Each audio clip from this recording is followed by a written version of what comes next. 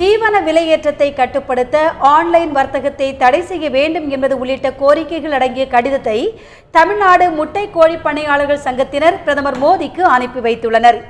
நாட்டிலேயே அதிக முட்டை உற்பத்தி செய்யப்படும் நாமக்கல் மாவட்டத்தில் கோழி பண்ணை தொழிலை நம்பி பல ஆயிரம் தொழிலாளர்கள் உள்ளனர்.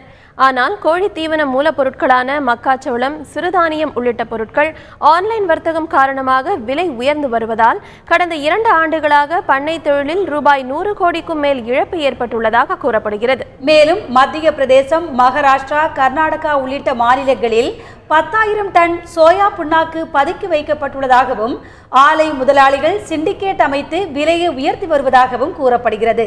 எனவே ஆன்லைன் வர்த்தகத்தை தடை செய்ய வேண்டும், வெளிநாடுகளிலிருந்து சோயா புண்ணாக்கு இறக்குமதிக்கு அனுமதி வழங்க வேண்டும், இறக்குமதி வரியை முற்றிலுமாக நீக்க வேண்டும் என்பது உள்ளிட்ட கோரிக்கைகள் அடங்கிய மனுவை தமிழ்நாடு முட்டை கோழி பண்ணையாளர்கள் சங்கம் சார்பாக பிரதமர் மோடிக்கு அனுப்பி வைக்கப்பட்டுள்ளது.